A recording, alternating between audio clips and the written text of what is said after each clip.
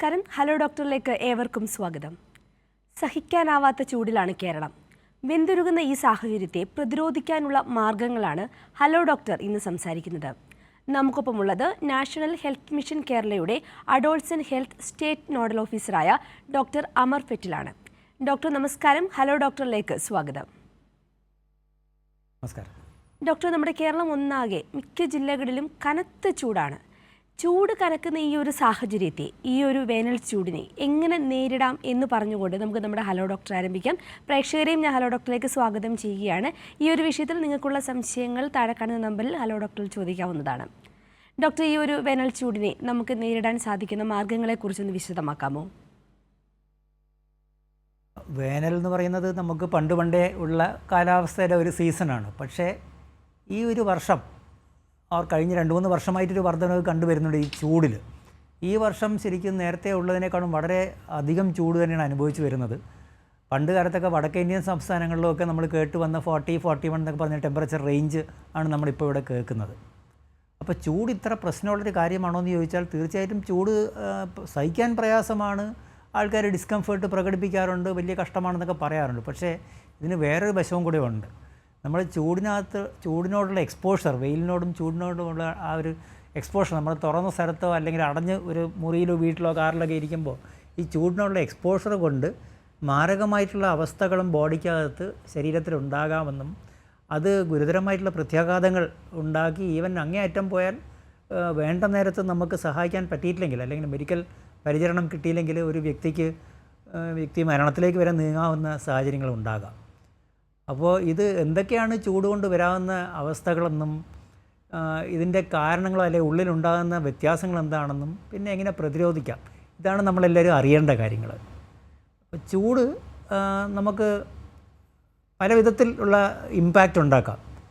ഏറ്റവും കോമൺ എന്ന് പറയുന്നത് കുറേ ഇപ്പോൾ കുട്ടികളോ വലിയവരൊക്കെ ആയിക്കോട്ടെ, ഈവൻ കുറേ നേരത്തൊക്കെ വെയിലത്ത് കളിച്ചു കഴിഞ്ഞാൽ നമ്മൾ പറയും വെയിൽ കൊണ്ട് കരിവാളിച്ച് വന്നല്ലോ എന്ന് പറയും. അപ്പോൾ അതിനപ്പുറം ഈ കരിവാളിച്ചെന്ന് പറയുന്നതിനപ്പുറം സ്കിന്ന് നല്ല ചുവന്ന് തുടുത്ത് നല്ല നീറ്റിലും പുകച്ചിലും ഒക്കെ തോന്നുന്നൊരവസ്ഥയിൽ വരുന്നതിന് നമ്മൾ സൺ ബേൺ എന്ന് പറയും. നേരിട്ട് സൂര്യൻ്റെ വെളിച്ചം കൊണ്ടും ആ ഹീറ്റ് റേഡിയേഷൻ കൊണ്ട് സ്കിന്ന് പൊള്ളി വരുന്നൊരു കണ്ടീഷനാണ്. ചിലപ്പോൾ ചെറിയ പോളങ്ങളൊക്കെ സ്കിന്നിൽ അപ്പിയർ ചെയ്യുകയും ചെയ്യാം. അപ്പോൾ ഇത് ഇപ്പോൾ കുട്ടികൾക്കൊക്കെയാണ് നല്ല വേദനയും നീറ്റിലൊക്കെ ഇതിനെ കൊണ്ടുണ്ടാവും. സൺ ബേൺ എന്ന് പറയും. അപ്പോൾ ഇതിൻ്റെ ഇങ്ങേ അറ്റമാണ്, വെയിലും ചൂടും തട്ടുന്നതിൻ്റെ ഇങ്ങേ അറ്റമാണ്. മറ്റേ അറ്റം എന്ന് പറയുന്നത് ഹീറ്റ് സ്ട്രോക്ക് എന്നല്ല, സൂര്യാഘാതം എന്ന് പറയും. ആ ആഘാതം തന്നെയാണ്. കാരണം കുറേ നേരം പ്രതീക്ഷിക്കാണ്ട് വെയിൽ കൊള്ളുന്നു. അത് ചിലപ്പോൾ 1-2 ദിവസങ്ങളായിരിക്കാം. അല്ലെങ്കിൽ നല്ല വെയിൽ കൊള്ളുന്ന നല്ല ആരോഗ്യവാനായിട്ടുള്ളൊരു വ്യക്തി കുറേ നേരം വെയിലത്ത് പ്രതീക്ഷിക്കാതെ വെയിലത്ത് നടക്കുകയോ നിൽക്കുകയോ അധ്വാനിക്കുകയോ ചെയ്യേണ്ടി വരുമ്പോൾ ബോഡീൻ്റെ ചൂട് ഭയങ്കരമായിട്ട് കൂടി വരാം. അങ്ങനെ കൂടി വരുമ്പോൾ ബോഡിക്കകത്ത് കുറേ ചേഞ്ചസ് വരും. ബോഡിക്ക് ഇതിനെ കൈകാര്യം ചെയ്യാൻ പറ്റാത്തൊരവസ്ഥയിൽ ഒരു ഹെൽത്തി പേഴ്സൺ, ആരോഗ്യവാനായൊരു വ്യക്തിക്ക് പോലും അതിനെ കൈകാര്യം ചെയ്യാൻ പറ്റാത്തൊരവസ്ഥയിലെത്താം. അതുപോലെ പ്രായമായ ആൾക്കാർ, കുട്ടികളൊക്കെ ചിലപ്പോൾ കുറച്ച് ദിവസങ്ങൾ കൊണ്ട് ആ ഒരു അവസ്ഥ വരാം. പ്രത്യേകിച്ചും പ്രായമായ ആൾക്കാർ 2-3 ദിവസം കൊണ്ട് തന്നെ ഈ ഹീറ്റ് സ്ട്രോക്ക് എന്നുള്ളൊരവസ്ഥ ചിലപ്പോൾ ചൂട് സഹിക്കാൻ പറ്റാണ്ടുണ്ടാകാം. പ്രായമായ ആൾക്കാരുടെ കാര്യത്തിൽ ഈവൻ അവരൊരു മുറിക്കകത്തോ വീടിനകത്തോ ഒക്കെ തന്നെയാണ് ഇത്രയും ചൂട് അനുഭവിക്കേണ്ടി വന്നാൽ അങ്ങനെ പോലും അവർക്ക് ചിലപ്പോൾ പ്രയാസം ഉണ്ടാകാം. പിന്നെ നമ്മൾ ഇന്ന് ആലോചിക്കേണ്ട ഒരു കണ്ടീഷൻ എന്ന് വെച്ചാൽ നമ്മളെല്ലാം യാത്ര ചെയ്യുന്ന ആൾക്കാരാണ്. അപ്പോൾ പലപ്പോഴും നമ്മൾ ഇപ്പോൾ കാറിലൊക്കെ യാത്ര ചെയ്യുമ്പോൾ നമ്മൾ കയറി പോകേണ്ട ഒരു പോസ്റ്റ് ഓഫീസോ ബാങ്കിൻ്റെ അടുത്തൊക്കെ എത്തുമ്പോൾ ഫാമിലിയൊക്കെ അതിനകത്ത് ഇരുത്തി ചിലപ്പോൾ കുട്ടികളായിരിക്കും, മോനെ ഇവിടെ ഇരിക്കും, ഞാൻ ഇപ്പോൾ ഒന്ന് കയറി വരാം, അച്ഛനിപ്പോൾ വരാം, അല്ലെ അമ്മ ഇപ്പോൾ ഓടി വരാം എന്ന് പറഞ്ഞിട്ട് കയറിയിട്ട് അവിടെ ചിലപ്പോൾ ഡിലേ വരും. വാഹനത്തിനകത്ത് അടച്ചുപൂട്ടിയ വാഹനത്തിനകത്ത് ഒരു കുട്ടിയോ ഒരു പ്രായമായ ആളോ ഇരിക്കുകയാണെങ്കിൽ ഇത് വളരെ ഡേഞ്ചറസ് ആയിട്ടുള്ളൊരു അവസ്ഥയാണ്. ഇതും കൂടെ നമ്മൾ മനസ്സിൽ കരുതണം. സോ ഹീറ്റ് സ്ട്രോക്ക് വരാവുന്ന അല്ലെങ്കിൽ സൂര്യാഘാതം വരാവുന്ന സാഹചര്യങ്ങളാണ്. നീണ്ട നേരം പ്രതീക്ഷിക്കാതെ ആരോഗ്യമുള്ള ഒരാൾ വെയിൽ കൊള്ളുന്നു അല്ലെങ്കിൽ വെയിലത്ത് അധ്വാനിക്കേണ്ടി വരുന്നു. വളരെ പ്രായമായ ആൾക്കാർ വീടിനകത്ത് പോലും വെൻറ്റിലേഷൻ ഇല്ലാതെ, അതായത് വേണ്ടത്ര കാറ്റോട്ടം ഇല്ലാത്തൊരവസ്ഥയിൽ കഴിയുന്നു. കുട്ടികളും പ്രായമായ ആൾക്കാരും ഈ അടച്ചുപൂട്ടിയ വാഹനങ്ങളിനകത്ത് പ്രതീക്ഷിക്കാണ്ട് കുറേ നേരം സ്പെൻഡ് ചെയ്യേണ്ടി വരുന്നു. ഇതൊക്കെയാണ് ഹീറ്റ് സ്ട്രോക്കിലേക്ക് നയിക്കുന്ന ചില അവസ്ഥകൾ. വ്യക്തമാണ് ഡോക്ടർ. ഡോക്ടർ പറഞ്ഞ പോലെ തന്നെ ഇങ്ങനെയുള്ള ചില സാഹചര്യങ്ങൾ പൊതുവേ നമ്മൾ നോക്കുകയാണെങ്കിൽ ഇപ്പോഴത്തെ സാഹചര്യത്തിൽ ഈ പറഞ്ഞതെല്ലാം ഒന്നും പൂർണ്ണമായിട്ട് ഒഴിവാക്കാൻ പറ്റില്ല. കാരണം പുറത്തിറങ്ങാതിരിക്കാൻ പറ്റുന്നൊരു സാഹചര്യമല്ല, നമുക്ക് പുറത്ത് പോവേണ്ടി വരും, ചിലപ്പോൾ കൂടുതൽ സമയം വെയിലത്ത് നിൽക്കേണ്ടി വരുന്ന ചില സാഹചര്യങ്ങളും ഉണ്ടാവാം. അപ്പം ഇങ്ങനെയുള്ള സാഹചര്യങ്ങളിൽ ഈ വേനൽക്കാലത്ത് നമ്മൾ പുറത്തു പോകുമ്പോൾ ശ്രദ്ധിക്കേണ്ട കാര്യങ്ങൾ എന്തൊക്കെ മുൻകരുതലുകൾ എടുത്താൽ ഇത്തരത്തിലുള്ള സൂര്യാഘാതമോ അല്ലെങ്കിൽ സൺബേണോ ഉണ്ടാവാതിരിക്കാൻ നമുക്ക് ശ്രദ്ധിക്കാൻ പറ്റും? ആ മുൻകരുതലുകളെ കുറിച്ച് കൂടി ഒന്ന് വിശദമാക്കാമോ? അതെ, അപ്പോൾ ഈ ഓരോ മുൻകരുതലിനും ഒരു കാരണമുണ്ട്, എന്തുകൊണ്ടാണ് നമ്മൾ ആ മുൻകരുതൽ എടുക്കുന്നത്. ഇപ്പോൾ നമ്മൾ കുറേ നേരം വെയിലത്ത് നിൽക്കുകയോ അധ്വാനിക്കുകയോ ചെയ്യേണ്ടി വരുമ്പോൾ ബോഡിയിലേക്ക് ഈ വെയിലിൻ്റെ ചൂട് അബ്സോർബ് ചെയ്യുകയാണ്. അപ്പോൾ ബോഡി എക്സ്പോസ്ഡ് ആണെങ്കിൽ അത് കൂടുതൽ വെയിൽ അബ്സോർബ് ചെയ്യും, ചൂട് അബ്സോർബ് ചെയ്യും. അതുപോലെ ബോഡി എക്സ്പോസ്ഡ് അല്ല, പക്ഷേ നമ്മൾ ഡാർക്കായിട്ടുള്ള വസ്ത്രങ്ങൾ ഇടുകയാണെങ്കിൽ, ഇരുണ്ട നിറമുള്ള വസ്ത്രങ്ങൾ ഇടുകയാണെങ്കിൽ ഇത് ചൂട് കൂടുതൽ അബ്സോർബ് ചെയ്യുകയും നമ്മുടെ ബോഡിക്ക് അത് കൊടുക്കുകയും ചെയ്യും. അപ്പോൾ നേരെ മറിച്ച് വെളുത്ത വസ്ത്രങ്ങളോ വളരെ ലൈറ്റ് കളർ, അങ്ങനെ അറ്റം ലൈറ്റ് കളറോ വെളുത്ത വസ്ത്രങ്ങളാണ്, നല്ലോണം കവർ ചെയ്തിട്ടുള്ള വസ്ത്രങ്ങളാണ്, ബോഡിയിലേക്ക് നേരിട്ട് ഈ വെയിൽ തട്ടാൻ പറ്റാത്ത രീതിയിലാണ് ഡ്രസ്സിങ് വെളുത്ത കളറിൽ, അങ്ങനെയാണെങ്കിൽ ബോഡിക്ക് ചൂട് കിട്ടുന്നത് കുറയും. സോ ഒരു പ്രിവെൻഷൻ ഇതാണ്, ആ എക്സ്പോഷർ കുറയ്ക്കുക. സോ നമുക്ക് ഈ നേരത്തെ പറഞ്ഞ പോലെ എല്ലാവർക്കും പുറത്ത് പോകാണ്ട് ജീവിക്കാൻ പറ്റില്ല, പക്ഷേ ഒരു തൊഴിലാണ് പുറത്ത് എക്സ്പോസ്ഡ് സ്ഥലത്തുള്ള തൊഴിലാണ് ഒരു വ്യക്തിക്കെങ്കിൽ, അപ്പോൾ തൊഴിൽ നടത്തുന്ന ആൾക്കാർ അതിൻ്റെ സമയത്തിനെ ക്രമപ്പെടുത്തി ആ ആൾക്കാർക്ക് ആ പീക്ക് ടൈം 10 മണി അല്ലെങ്കിൽ 11 മണി മുതൽ 3 മണിയോ അങ്ങനെയൊക്കെ ഏതാണ്ടുള്ള പീക്ക് ടൈമിന് വെയിൽ കൊള്ളാതെ സമയത്തിൻ്റെ കുറേ കൂടെ നേരത്തെ ജോലി തുടങ്ങുകയും കുറച്ചും കൂടെ ലേറ്റായിട്ട് വെയിലൊന്ന് താണു കഴിഞ്ഞിട്ട് കണ്ടിന്യൂ ചെയ്യുക, ഇങ്ങനെ ആ രീതിയിൽ സമയം അഡ്ജസ്റ്റ് ചെയ്യാം. ഒന്ന്. രണ്ടാമത് പുറത്തിറങ്ങുമ്പോൾ ഇതുപോലെയാണ് നമ്മുടെ വസ്ത്രധാരണത്തിൻ്റെ രീതി. കഴിയുന്നത്ര നമ്മൾ ഈ ലൈറ്റ് കളറ് കോട്ടൺ ഡ്രസ്സുകൾ അത് വേറെ ഒന്നും ആലോചിക്കണം. വളരെ ടൈറ്റ് ഡ്രസ്സുകളും കൊള്ളൂല, ലൂസായിരിക്കണം. അത് പ്രിഫറബിളി കോട്ടൺ ടൈപ്പ് ഡ്രസ്സുകളാണ് നല്ലത്. സിന്തറ്റിക് മെറ്റീരിയൽസ് എല്ലാം അപകടം പിടിച്ച ഡ്രസ്സസാണ്. അപ്പോൾ സിന്തറ്റിക് അല്ലാത്ത കോട്ടൺ ഡ്രസ്സസ് ആയിരിക്കണം, ലൂസ് ആയിരിക്കണം. സോ അത്. മൂന്നാമത്തത്, നമ്മൾ വെയിലിനോട് ഡയറക്റ്റ്ലി എക്സ്പോസ്ഡ് ആവുന്ന ആ സമയത്തിനെ മിനിമൈസ് ചെയ്യാൻ നോക്കുക. എവിടെയൊക്കെ നമുക്ക് തണൽ കിട്ടും ആ തണലോട്ട് മാറി നിൽക്കുക. പിന്നെ വളരെ ടൈറ്റായിട്ടുള്ള കോളർ, അത് ഡ്രസ്സിൻ്റെ സ്റ്റൈലിലും വളരെ ടൈറ്റായിട്ടുള്ള തരം വസ്ത്രധാരണവും നല്ലതല്ല. ഇനിയിപ്പോൾ വെയിലിൻ്റെ എക്സ്പോഷർ കുറയ്ക്കാൻ ഷെയ്ഡിൽ നിൽക്കാൻ നോക്കുക. ഒരു മുറിക്കകത്ത് കയറാമെങ്കിൽ ഫാനിൻ്റെ അടിയിൽ നിൽക്കുക. അങ്ങനെ അല്ലെങ്കിൽ ഒരു AC ഉള്ള മുറി ലഭ്യമാണെങ്കിൽ, അല്ലെങ്കിൽ AC ഉള്ളൊരു ഹാളുണ്ടെങ്കിൽ അതിലോട്ട് മാറി നിൽക്കാൻ ശ്രമിക്കുക. ഇങ്ങനെ എക്സ്പോഷർ കുറയ്ക്കുക എന്നുള്ളത് അടുത്തൊരു പണി. പിന്നെ നമുക്ക് ഈ ചൂട് വരുമ്പോൾ എന്താണ്, ബോഡിക്കകത്തുള്ള വെള്ളം വളരെ സ്പീഡിൽ വറ്റിത്തീരും. വളരെ പലർക്കും അറിഞ്ഞുകൂടാത്തൊരു വസ്തുത എന്ന് വെച്ചാൽ സാധാരണഗതിയിൽ നമ്മൾ വേർക്കുമ്പോൾ വളരെ ചെറിയ എമൗണ്ട് ഓഫ് വെള്ളം മാത്രമേ നമ്മുടെ ബോഡിയിൽ നിന്ന് പോകുന്നുള്ളൂ. പക്ഷേ നേരെ മറിച്ച് ഈ ഹീറ്റ് സ്ട്രോക്ക് എന്നുള്ള അവസ്ഥയിൽ ഏതാണ്ട് 2 ലിറ്റർ ഓരോ മണിക്കൂറിലും 2 ലിറ്റർ വരെ വെള്ളം നമ്മുടെ ശരീരത്തിൽ നിന്ന് പോകാം, വേർപ്പിൽ കൂടെ മാത്രം. പക്ഷേ കേരളത്തിൽ വേറൊരു കോംപ്ലിക്കേഷൻ അതിൻ്റെ കൂടെ വരുന്നത് എന്താണ്, ഇവിടെ വേർക്കില്ല അധികം. നമ്മൾ വേർത്ത് കഴിഞ്ഞാൽ അത് വേർക്കില്ല എന്നല്ല, വേർക്കും, പക്ഷേ അത് ഇവാപ്പറേറ്റ് ചെയ്ത് പോവില്ല, ബാഷ്പീകരിച്ച് പോവില്ല. ഇപ്പോൾ വടക്കേ ഇന്ത്യയിൽ ഡൽഹിയിലൊക്കെ പോയി കഴിഞ്ഞാൽ നമുക്ക് ചൂടുണ്ട്, പക്ഷേ ഇത്രയും ഒരു പ്രയാസം തോന്നാറില്ല. അതെന്തുകൊണ്ടാണ്, ചൂടുണ്ട് പക്ഷേ അത് വേർപ്പ് അപ്പം തന്നെ ഇവാപ്പറേറ്റ് ചെയ്ത് പോവുകയാണ്. അപ്പോൾ വേർക്കുകയും ചെയ്തു, അത് പോകുന്നുമില്ല എന്നുണ്ടെങ്കിൽ ബോഡിയുടെ ടെമ്പറേച്ചർ പെട്ടെന്ന് കൂടിക്കൂടി, നമ്മുടെ സാധാരണ ടെമ്പറേച്ചർ എന്ന് വെച്ചാൽ 37, അതാണ് നമ്മുടെ ബോഡീൻ്റെ ടെമ്പറേച്ചർ. പക്ഷേ ഇത് കൂടിക്കൂടി 40 എത്തുമ്പോഴേക്കും തന്നെ നല്ല പ്രയാസമായി തുടങ്ങും. 41 കടക്കേണ്ട ഒരു അവസരം വന്നു കഴിഞ്ഞാൽ ബോഡീൻ്റെ തന്നെ കുറേ മെക്കാനിസംസ് ഉണ്ട്. ഓർഡിനറി ചൂട് കളയാനും നമ്മുടെ വിവിധ പ്രധാനപ്പെട്ട അവയവങ്ങളെല്ലാം ഒരു നല്ല സന്തുലിത അവസ്ഥയിൽ പ്രവർത്തിപ്പിക്കാൻ, അതെല്ലാം ഒന്നൊന്നായിട്ട് ഫെയിൽ ചെയ്യാൻ തുടങ്ങും. ബ്രേക്ക് ഡൗൺ ആകുക, ഒരു വണ്ടി ബ്രേക്ക് ഡൗൺ ആകുന്ന പോലെയാണ്. എൻജിൻ ഓവർ ഹീറ്റ് ചെയ്തു, വേറെ ഒരു സാധനം ഫെയിൽ ചെയ്തു, അങ്ങനെ ഒരു വണ്ടിയുടെ എൻജിൻ ബ്രേക്ക് ഡൗൺ ആകുന്ന പോലെയാണ് ബോഡിയും ബ്രേക്ക് ഡൗൺ ചെയ്യാം. അപ്പോൾ അതിനെയാണ് നമ്മുടെ ഡോക്ടർമാർ പറയും മൾട്ടി ഓർഗൻ ഫെയിലിയർ എന്ന് പറയാം. അതായത് വിവിധ ശരീരത്തിലെ പ്രധാനപ്പെട്ട അവയവങ്ങളൊക്കെ ഒന്നൊന്നായിട്ട് കരൾ, ബ്രെയിന്, ഹാർട്ട് മുതലായ കിഡ്നി, ഇതൊക്കെ ഒന്നൊന്നായി ഫെയിൽ ചെയ്യുമ്പോഴേക്കും, ഇപ്പോൾ ബ്രെയിൻ ഫെയിൽ ചെയ്ത് കഴിഞ്ഞാൽ നമുക്ക് ആകെ ഒരു കൺഫ്യൂഷൻ, ബോധക്കേടിലോട്ട് പോകാം, ചിലപ്പോൾ ജന്നി അല്ലെ ഫിറ്റ്സ് വരാം, അബോധാവസ്ഥ അവസാനം വന്നു ചേരുന്നു, അത് വരാം. ഹാർട്ടിന് ഇത്രയും ജോലി ചെയ്തു, ഇങ്ങനെ ഇത്രയധികം സർക്കുലേഷൻ മെയിൻറ്റെയിൻ ചെയ്യേണ്ടി വരും, തണുപ്പിക്കാൻ നോക്കുന്നു. അപ്പോൾ അങ്ങനെ ചെയ്യുമ്പോൾ ഹാർട്ടിന് ഭയങ്കര ഓവർലോഡ് കൊണ്ട് അതിൻ്റെ പ്രവർത്തനം മോശമാകാം, അപ്പോൾ ഹാർട്ട് ഫെയിലിയർ വരാം. പിന്നെ കിഡ്നി ഇത്രയും ഓവർലോഡിൽ ഇത്രയും കോൺസെൻട്രേഷൻസ് ഡീൽ ചെയ്യേണ്ടി വരുമ്പോഴേക്കും കിഡ്നി ഫെയിൽ ചെയ്യാം. പിന്നെ നമ്മുടെ മസിൽസിനൊക്കെ മസിൽസൊക്കെ ഒരു ഇൻഫ്ലമേഷൻ മസിൽസിനകത്ത് ഉണ്ടായിട്ട് വിവിധ കെമിക്കൽസ് ബോഡിക്കകത്ത് സാധാരണഗതിയിൽ ഇല്ലാത്ത നമ്മളെ ഇൻഫ്ലെയിം ചെയ്യുന്ന കെമിക്കൽസ് എല്ലാം ബോഡിക്കകത്ത് സർക്കുലേറ്റ് ചെയ്യാൻ തുടങ്ങും. അപ്പോൾ ഇത് സിറ്റുവേഷനെ കുറേയും കൂടെ വഷളാക്കും. അപ്പോൾ ഇങ്ങനെ ഒരു ഇമ്പാക്റ്റ് വരുമ്പോഴാണ് ഹീറ്റ് സ്ട്രോക്ക് ഏറ്റവും മോശം അവസ്ഥയിലെത്തുന്നത്. ചൂട് 41-നകത്തെത്തും, ബോഡിക്കകത്തുള്ള ചൂട് 41 ഡിഗ്രി സെൻറ്റിഗ്രേഡിൻ്റെ മുകളിലാണ് സാധാരണ ആ നേരത്തുണ്ടാകുക. എങ്ങനെ നമുക്കറിയാം ഈ വ്യക്തിയെ? ഓക്കെ ഡോക്ടർ, നമുക്ക് ആ ഒരു വിഷയത്തിലേക്ക് കടക്കാം. ഇപ്പോൾ നമ്മളോടൊപ്പം ഒരു പ്രേക്ഷകൻ ചേരുകയാണ്, വിളപ്പിടിശാലയിൽ നിന്നും രമേശ്. രമേശ്, ഡോക്ടറോട് ചോദിച്ചോളൂ. ഹലോ ഹലോ ഹലോ സാർ, നമസ്കാരം. നമസ്കാരം സാർ, ഞാൻ വെയിലത്ത്, അതായത് എന്റെ ഫീൽഡ് എന്ന് പറയുന്നത് പെട്രോൾ പമ്പിൽ എയർ ചെക്ക് ചെയ്യുന്ന ആളാണ്, എയർ ഒക്കെ ചെക്ക് ചെയ്യുന്ന ആളാണ്. ശരി. അപ്പൊ അവിടെ ഈ ടോപ്പ് ഒന്നും ഇല്ല സാറേ. അപ്പൊ ഭയങ്കര വെയിലാണ്. ഇടയ്ക്ക് എനിക്ക് BP ലോ ആയി.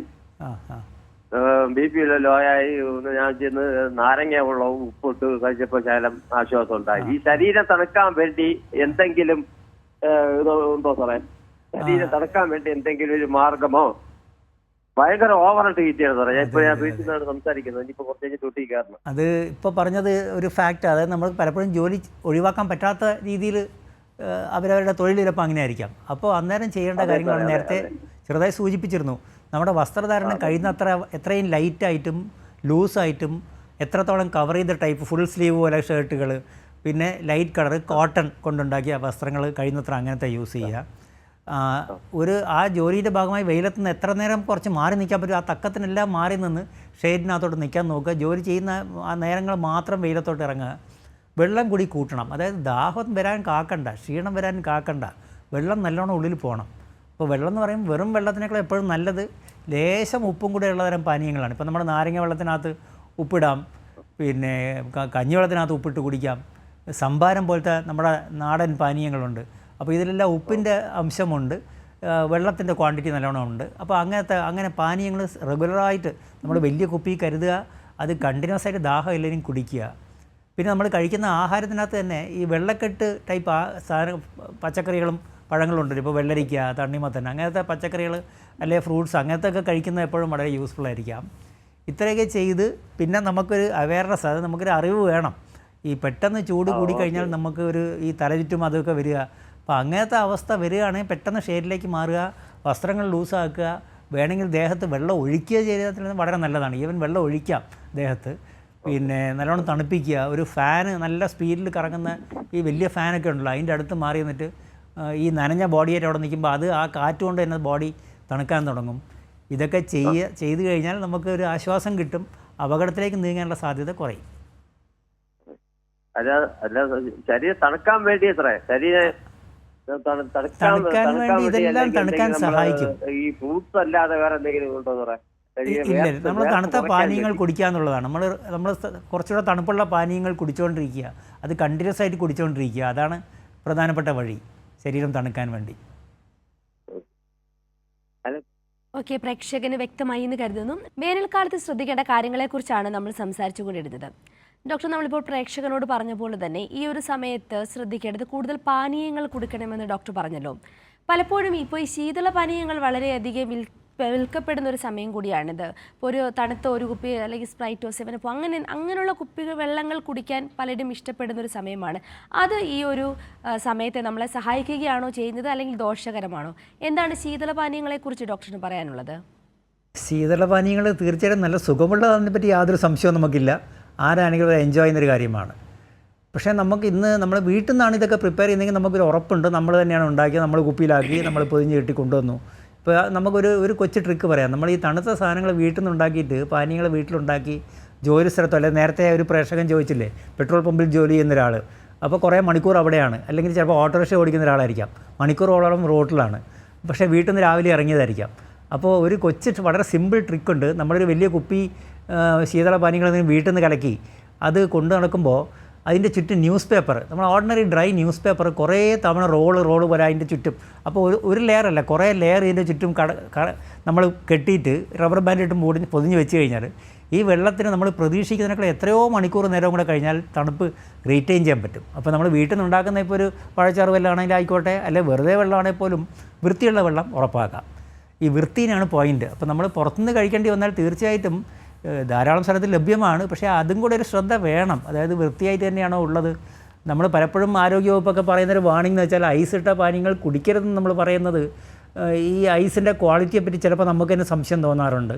അങ്ങനത്തെ സംഭവങ്ങൾ ഉണ്ടായിട്ടുണ്ട്. അപ്പം നമ്മൾ അതൊരു സമൂഹത്തിൻ്റെ കാര്യമാണ്. ശീതള പാനീയങ്ങൾ ഈ നേരത്തെ ആവശ്യമാണ്, നല്ലതാണ്, പക്ഷേ അത് വിൽക്കുന്ന കടക്കാരും അവരോടും കൂടെ നമ്മളൊരു ആ ഇൻട്രാക്ഷനിൽ സമൂഹം തന്നെ എൻഷുർ ചെയ്യണം ദാറ്റ് ഇത് വൃത്തിയുള്ള ഐസൊക്കെയാണ് യൂസ് ചെയ്യുന്നത്. മറ്റ് കമേഴ്ഷ്യലും ഇൻഡസ്ട്രിയൽ ഐസൊന്നും യൂസ് ചെയ്ത് കളയരുത്. ക്വാളിറ്റി, അതായത് ഹെൽത്ത്, ആഹാരം അകത്ത് പോകാൻ ക്വാളിറ്റിയുള്ള ഐസേ യൂസ് ചെയ്യാവൂ. അപ്പോൾ അങ്ങനെ ഒരു വശം കൂടെ ഉണ്ട് അതിനകത്ത്. ഓക്കെ ഡോക്ടർ, നമ്മളോടൊപ്പം ഇപ്പോൾ ഒരു പ്രേക്ഷകൻ ചേരുകയാണ്. കണ്ണൂരിൽ നിന്നും പ്രകാശൻ. പ്രകാശൻ, ഡോക്ടറോട് ചോദിച്ചോളൂ.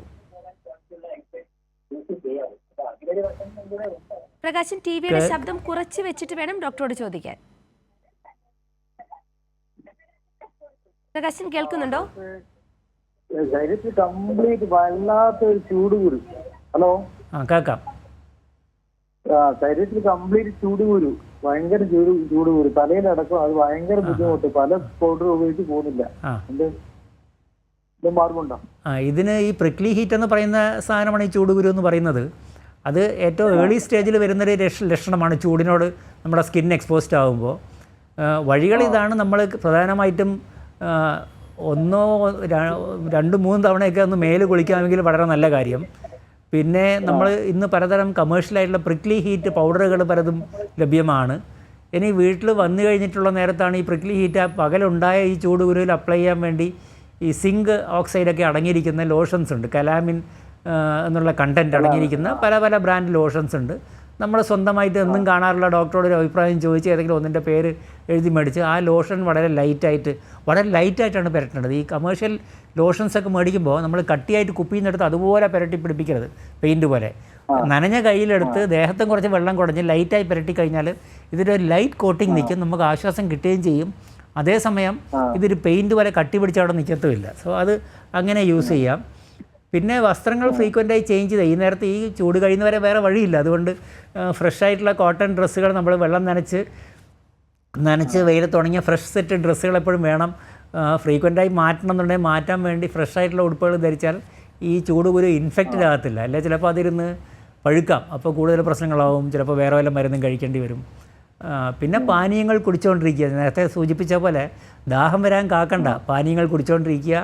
പറ്റുന്ന വെള്ളക്കെട്ട് പച്ചക്കറികൾ, വെള്ളരിക്ക, കക്കിരിക്ക, തണ്ണിമത്തൻ, ബത്തക്ക മുതലായ കാര്യങ്ങളൊക്കെ കഴിച്ചുകൊണ്ടിരിക്കുക. ഇതെല്ലാം കൂടെ ചേർന്നൊരു പ്രയത്നമാണ് നമ്മളിപ്പോൾ പ്രകൃതിയോട് ഈ നേരത്തെ ചെയ്യേണ്ടത്.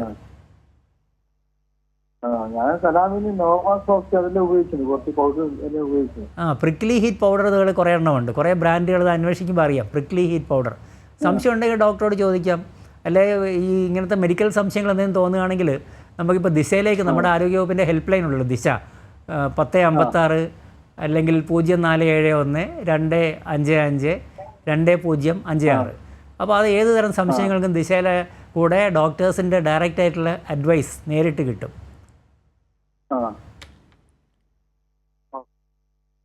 ഓക്കെ, പ്രേക്ഷകന് വ്യക്തമായി എന്ന് കരുതുന്നു. ഈ ദിശയുടെ കാര്യം ഒന്ന് പറഞ്ഞോട്ടെ. അതായത് ഈ ഫസ്റ്റ് എയ്ഡ് വളരെ ഇമ്പോർട്ടൻ്റ്. ഇപ്പോൾ ഒരാൾക്ക് പെട്ടെന്ന് ഒരു സൂര്യാഘാതം ഉണ്ടായി, അല്ലെങ്കിൽ കുഴഞ്ഞു വീണു, അല്ലെങ്കിൽ ഹീറ്റ് എക്സോഷൻ, വല്ലാണ്ട് തലകറങ്ങിയൊക്കെ ഇരിക്കുന്നു, പക്ഷേ നമുക്ക് ചിന്താഗതിക്ക് കുഴപ്പം പറ്റിയിട്ടില്ല. ഹീറ്റ് സ്ട്രോക്ക് എന്ന് പറയുമ്പോഴേക്കും അബോധാവസ്ഥയിലോട്ടും പോകുന്നൊരു അവസ്ഥയാണ്.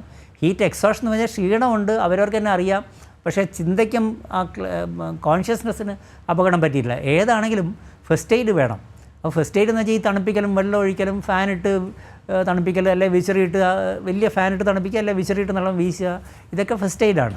പക്ഷേ അതേ സമയത്ത് ഇതൊക്കെ ചിലപ്പോൾ ബോഡിക്കകത്ത് ഈ പറഞ്ഞ പോലത്തെ ഡാമേജ് ഉണ്ടായി കാണാം കുറച്ച് നേരം കൊണ്ട്. അതുകൊണ്ട് പല ആൾക്കാരും പറയും എനിക്ക് കുഴപ്പമൊന്നുമില്ല, ഞാൻ ശരിയായി, ഇപ്പോൾ എനിക്ക് നല്ല സുഖം തോന്നുന്നുണ്ട്. പക്ഷേ എന്നാലും ഒരു അഡ്വൈസ് എന്താണെന്ന് വെച്ചാൽ നമ്മൾ നമ്മുടെ സ്ഥിരമായി പോകുന്ന ഹോസ്പിറ്റലൊന്ന് പോയി കാണിക്കുന്നത് നല്ലതാണ്.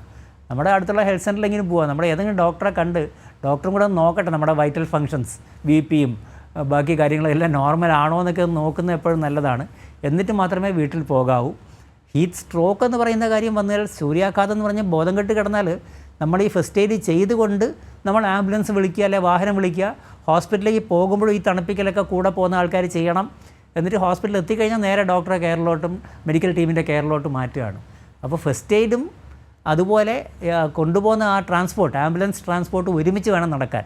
ഒന്നിനു വേണ്ടി വെയിറ്റ് ചെയ്യരുത്. നമ്മൾ വെയിറ്റ് ചെയ്യുന്ന നേരത്തും ട്രാൻസ്പോർട്ട് ചെയ്യുമ്പോഴും ഈ ഫസ്റ്റ് എയ്ഡ് കൊടുത്ത് തണുപ്പിക്കുന്ന വളരെ ഇമ്പോർട്ടൻ്റ് ആണ് ഈ കാര്യത്തിൽ. ഓക്കെ ഡോക്ടർ, നമ്മളോടൊപ്പം മറ്റൊരു പ്രേക്ഷക കൂടി ചേരുകയാണ്. കാഞ്ഞങ്ങാട്ട് നിന്നും മണി ഡോക്ടറോട് ചോദിച്ചോളൂ. ഹലോ ഡോക്ടർ, നമസ്കാരം. നമസ്കാരം മണി. അത് കുട്ടികൾക്ക് വീട്ടില് ഈ ചൂട് കാലത്ത് എന്തൊക്കെ ഒരുക്കി വെക്കാന്നല്ലേ? അന്ന് രാവിലെ അച്ഛനമ്മയും പണിക്ക് പോകുമ്പോ ഓ ശരി ശരി. കുട്ടികളെ ഒറ്റക്കല്ലേ? അവധിക്കാലമല്ലേ, കുട്ടികളെ ഒറ്റക്ക് വീട്ടിൽ നിൽക്കുന്നെങ്കിൽ എന്തൊക്കെയാ ഒരുക്കി വെക്കാം ചൂടുകാലത്ത്? ഓക്കെ. ചില കാര്യങ്ങൾ ഇപ്പോൾ വീടിനകത്താണ് കുട്ടികളുള്ളത്, അപ്പോൾ അവർക്ക് ആരെങ്കിലും ഒരു കെയർ ഗീവർ ഉണ്ടെങ്കിൽ അവർ വീടിനകത്ത് കഴിയുന്നത്ര പീക്ക് വെയിൽ നേരത്ത്, കുട്ടികളില്ല അവർക്ക് കളിക്കാൻ ഇൻട്രസ്റ്റ് ഉണ്ടാവും, അപ്പോൾ വീടിനകത്ത് ആ പീക്ക് വെയിൽ നേരത്ത് പുറത്തിറങ്ങരുത്, അല്ലാത്തപ്പോൾ ഇറങ്ങിയാൽ മതി. ഇനി പുറത്തിറങ്ങുമ്പോൾ കഴിയുന്നത്ര തണലത്ത് കളിക്കണമെങ്കിൽ തണലത്ത് കളിക്കുക. അങ്ങനെ തണലത്ത് കളിക്കാൻ കുട്ടികൾ ഇറങ്ങുകയാണെങ്കിൽ അത് നിരീക്ഷിക്കാൻ ആരെങ്കിലും ഒരാൾ വേണം. അത് മാറിയെന്ന് നിരീക്ഷിച്ചാൽ മതി. പക്ഷേ കുട്ടികൾ ഓക്കെ ആണെന്ന് നിരീക്ഷിക്കണം. അവർ അൺഅറ്റൻഡായിട്ട്, അതായത് നിരീക്ഷണം ഇല്ലാണ്ട് കുട്ടികൾ ഒറ്റയ്ക്ക് ഈ ചൂടത്ത്, തണലിലാണെങ്കിൽ പോലും ചൂടുണ്ടാവും, അപ്പോൾ അങ്ങനെ കളിക്കാതെയുള്ള സംവിധാനം നമുക്ക് വീട്ടിൽ നെയ്ബേഴ്സും അയൽക്കാരും എല്ലാം കൂടെ ചേർന്ന് അത് ടേൺ ബൈ ടേൺ ഒരുക്കിയെടുക്കുന്നത് നല്ലതാണ്. പിന്നെ വീടിൻ്റെ തന്നെ ചൂട് കുറയ്ക്കാൻ വേണ്ടിയുള്ള കൊച്ചു കൊച്ചു ട്രിക്സ് ഉണ്ട്. ഇപ്പം നമ്മൾ വീടിൻ്റെ മേൽക്കൂര, ടെറസുകളൊക്കെ ആണെങ്കിൽ അവിടെ ഒന്ന് ഇപ്പോൾ ഹീറ്റ് റിഫ്ലക്റ്റീവ് പെയിൻറ്റുകളൊക്കെ ഉണ്ട്. അല്ല നമ്മൾ കുറേ ഓലയെങ്കിലും അതിൻ്റെ മുകളിൽ വിരിച്ച് വെച്ച് കഴിഞ്ഞാൽ അത്രയും ചൂടാവും ഈ ടെറസുകൾ. ഓട്ടിൻ്റെ പുറത്ത് ചിലർ വെള്ളം സ്പ്രേ ചെയ്യാറുണ്ട്. അങ്ങനെ വീടിനകത്തുള്ള ടെമ്പറേച്ചർ ഒന്ന് കുറയ്ക്കാൻ ശ്രമിക്കുന്നത് നല്ലതായിരിക്കാം. ഈ കർട്ടൻസൊക്കെ ഉണ്ടെങ്കിൽ ജനലും വാതിലൊക്കെ തുറന്ന് കിടക്കുന്നതും അടഞ്ഞു കിടക്കുന്നതും തമ്മിലൊരു വ്യത്യാസമുണ്ട്. ഈ തുറന്ന് കിടന്നാൽ തീർച്ചയായിട്ടും കാറ്റ് കയറും, പക്ഷേ ചില നേരത്തെ ഏറ്റവും വെയിലടിക്കുന്ന ഭാഗത്ത് കേർട്ടൻസ്, ലൈറ്റ് കളർ കേർട്ടൺ ഇട്ട് ആ വെയിലിൻ്റെ ആ അകത്തോട്ടുള്ള വരവ് കുറയ്ക്കാൻ സാധിക്കും. വെയിലില്ലാത്ത ഭാഗത്ത് ജനൽ വാതിലുകളെല്ലാം തുറന്നിട്ട് നല്ല ക്രോസ് വെൻറ്റിലേഷൻ ഉണ്ടാകണം. വേണമെങ്കിൽ നമുക്ക് ഈ ടേബിൾ ഫാനൊക്കെ ഉണ്ടെങ്കിൽ, വീടുകളിൽ ടേബിൾ ഫാൻ അല്ലെങ്കിൽ സ്റ്റാൻഡ് ഫാൻ ഉണ്ടെങ്കിൽ അതിനെ ഒരു ജനലിൻ്റെ അടുത്ത് അകത്തോട്ട് തിരിച്ച് നിർത്തി കറക്കുകയാണെങ്കിൽ, അവർ വർക്ക് ചെയ്യിക്കുകയാണെങ്കിൽ പുറത്തുനിന്നുള്ള കുറച്ചുകൂടെ തണുത്ത എയർ നമ്മുടെ വീടിനകത്ത്, പ്രത്യേകിച്ചും ഇത് വൈകുന്നേരം ഈ 4-5 മണി 5-6 മണിയൊക്കെ നേരത്ത് പുറത്ത് ഉള്ള ടെമ്പറേച്ചർ കുറച്ച് കുറഞ്ഞാണ്. അപ്പോൾ ആ കാറ്റ് ഇത് വീട്ടിനകത്തോട്ട് വലിച്ച് കയറ്റും. അപ്പോൾ ജനലിൻ്റെ വളരെ ക്ലോസ് ആയിട്ട് ഫാൻ അകത്തേക്ക് തിരിച്ച് വെച്ചിട്ട് ഫാൻ റൺ ചെയ്യുക. അപ്പോൾ ഇത് ക്രോസ് വെൻറ്റിലേഷന് നമുക്ക് കുറച്ചുകൂടെ സഹായകരമായിട്ടുള്ളൊരു ട്രിക്കായിരിക്കും. പിന്നെ കുട്ടികളെ ഇൻസ്ട്രക്ട് ചെയ്യണം, കുട്ടികളെ പരിചരിക്കുന്ന ആളെ ഇൻസ്ട്രക്ട് ചെയ്യണം. ഇത്ര വെള്ളം കുട്ടികൾ തീർത്തോളണം. ഒരു ദിവസം 1 ലിറ്ററൊക്കെ കുടിക്കേണ്ടി വരും.